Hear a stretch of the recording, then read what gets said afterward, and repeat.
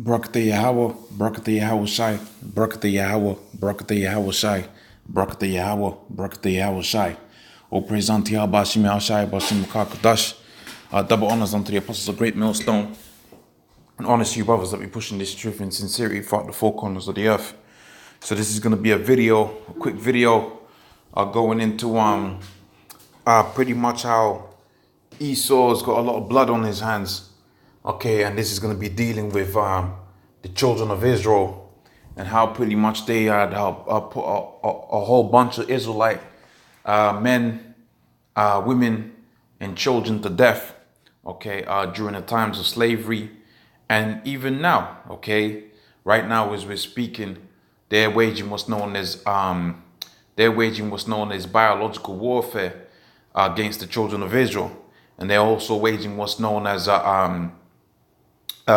genocide by way of organizations like Planned Parenthood and so forth and so on. Okay, so Esau's got a lot of blood upon his hands, man. Okay, he's got a lot of blood on his hands, and the Most High is going to recompense it upon to his own head. So here I'm gonna start here within the book of the book of Revelations, the 13th chapter and the 9th verse. And the inspiration of this particular video, really, I was thinking about this so-called Holocaust that they celebrate every year.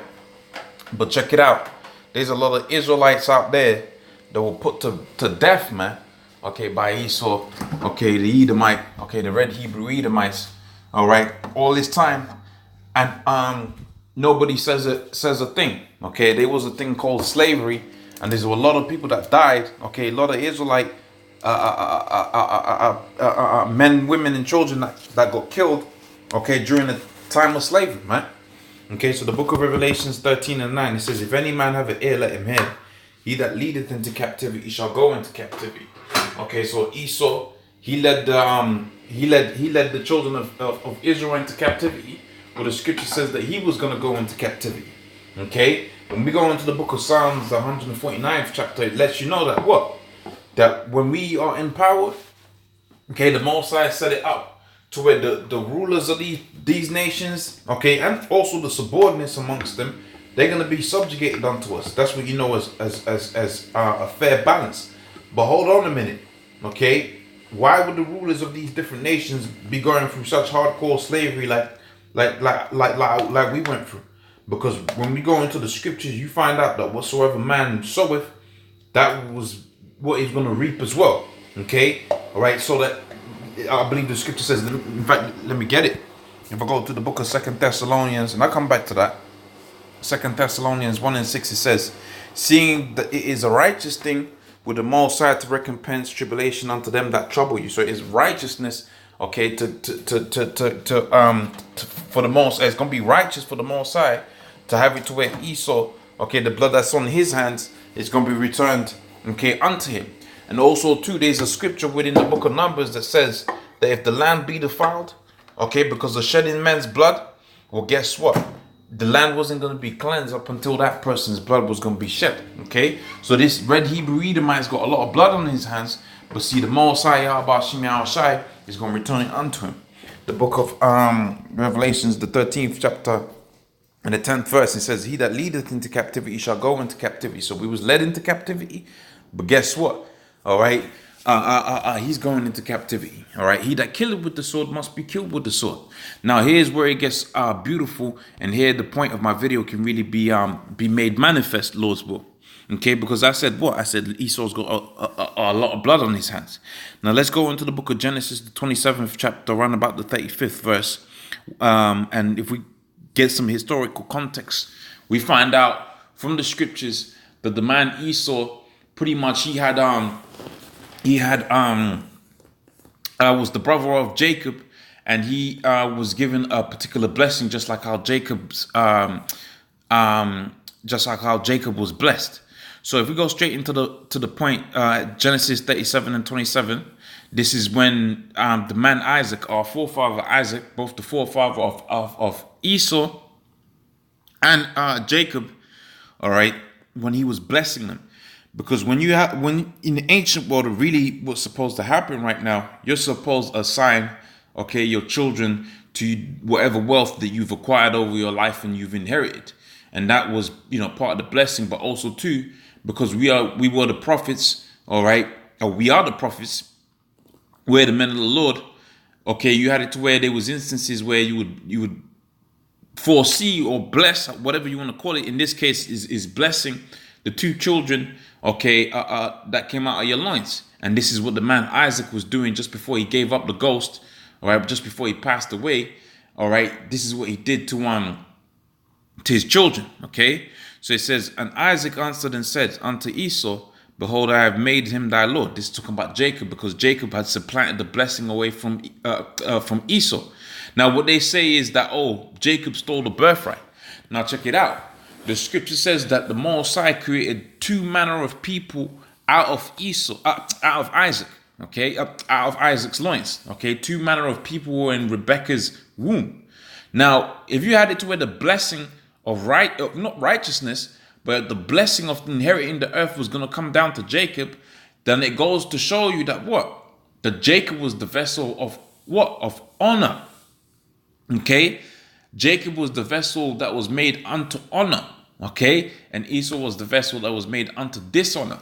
If the birthright had been stolen, then guess what? You would have had a situation where the wicked had the birthright and they was going to inherit the earth. But the reality of the situation is that the wicked, the birthright of the wicked, which we're going to read about here, was the sword, and the birthright of the righteous, okay, the vessel made unto honor was everlasting life, okay, everlasting rulership. In fact, to be more precise, okay, it's everlasting rulership, okay, and that everlasting rulership, all right, that's going to be a righteous rulership, because from the foundations of the earth, we was made unto what?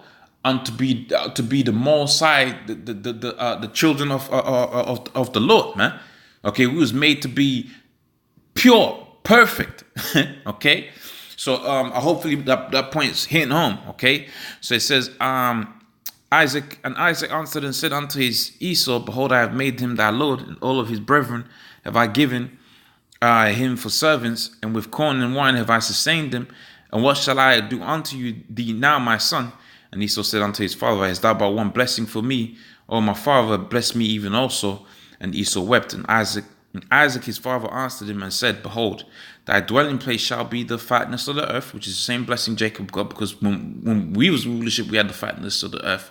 And when Esau gets in rulership, he's going to have the fatness of the earth. Okay, and the dew of heaven from above. And by the sword shalt thou live, and thou shalt serve thy brother. And it shall come to pass that when thou hast the dominion, thou shalt break the yoke from off of him. So the blessing here was the what? Right? By the sword was he gonna live. Okay, sword, knife, tool for cutting stone, etc. And when we go into even more, it says also cutting instrument, destructive effect as a knife, as a sword, sharp implementation, dagger, sword. Okay, so now let's go into the book. I believe we want to be in the book of Revelations, the 9th chapter and the 7th verse. So if your blessing is a sword, is that the one? No, that's the wrong one. Okay, I want to put red horse. Right, so if your blessing is a sword, what you gonna do with that? Okay, you was gonna wreak havoc upon the earth. Slacky, you was gonna wreak havoc upon the earth with that.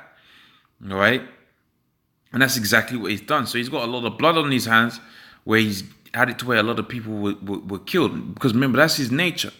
All right, by the sword was he gonna live. And when we expound that understanding of the sword, we're also getting into the understanding of ICBM nuclear missiles. All right, we're getting to thinking about the Gatling gun, which is how they took over certain regions of the world where they was master swordsmen.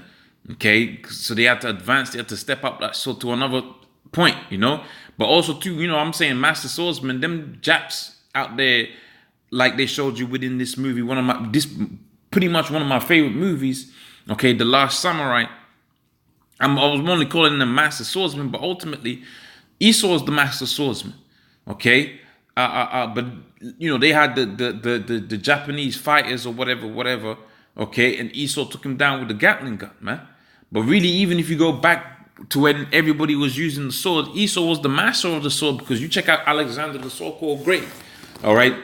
he took down Darius the Mede, okay, Darius, the king of the Medes and the Persians, okay, with the sword, all right, and there was less men that he had Alexander the so-called great, but see, the Most High was with him to do that. Okay, so it says, and they went out another horse that was red, and power was given him that sat thereon to take peace from the earth, and that they should kill one another. So as a direct consequence of this man coming into power, people was going to kill each other, man. And there was given unto him a great sword. Okay, so that means what? That means he's got a lot of blood upon his hands, and that's going to return unto him and unto his own head. Okay, so pretty much, that's the video, just an easy basic video. With that, I'm gonna say all praise unto Yahweh Bashim Yahshai, all praise unto Yahweh Bashim Yahshai, double honors unto the apostles of great millstone, and honest you brothers that be pushing this truth in sincerity. Shalom.